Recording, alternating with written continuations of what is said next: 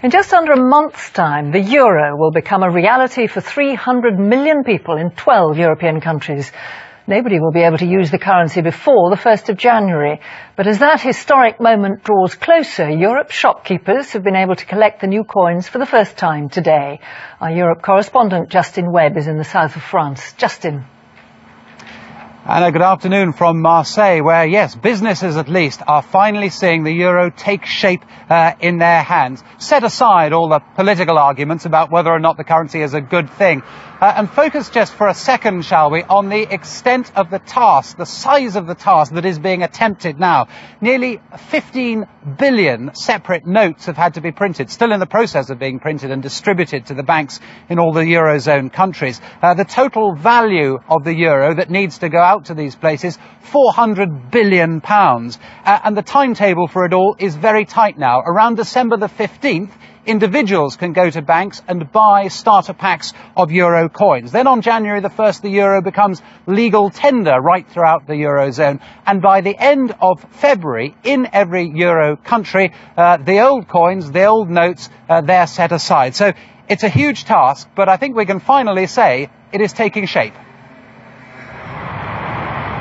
Early this morning at the port of Marseille, the city slowly coming to life. For centuries, this has been one of the main entry points to France and Europe. Marseille is a city built on trade, on the exchange of goods and money.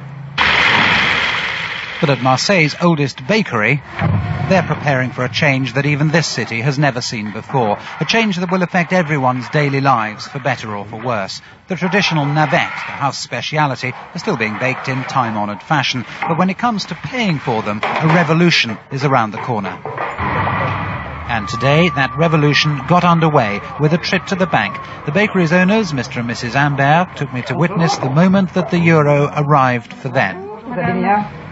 Voilà, la Société Marseillaise de Crédit est très heureuse de vous remettre ce premier kit euro. Just a starter pack of coins today, but still an occasion treated with due ceremony by both bank and customer. This is the first time that ordinary people have got their hands on real euros, and the Amberts are soon on their way back to the bakery to show off their purchase. The mood is one of genuine enthusiasm. The potential problems of adjusting to the new currency don't worry anyone here at the moment. During 2 months it will be very difficult, but 2 months in a life, what is it? Nothing. And all the life. And the problems will go quickly. Yes, I think very quickly, yes. I think not 2 months, I think 1 month. And after this, everybody will be very happy. €1, €2, €2. Voilà. L'euro est arrivé. Certainly the first customers to be offered a sneak viewing of the coins this morning seemed unfazed by the challenges ahead. Keen, in fact, to rid themselves of the jumble of old money in pockets and purses and embrace the new. I should say it's not all sweetness and light around France. There are a lot of strikes that are being planned for around the time of January the 1st, when the euro is meant to be finally introduced. All sorts of things that could still go horribly wrong. But I have to say at the moment, at least here, the general atmosphere is pretty enthusiastic. Anna. And the launch of the euro will affect everyone in Britain too, won't it, Justin?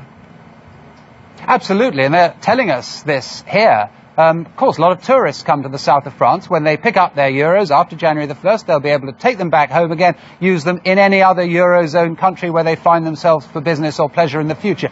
And perhaps most crucially of all, of course, use them at quite a few British shops that have announced that they're going to be taking the euro. So whether we like it or not, these developments unfolding here are going to affect us. Justin, thank you.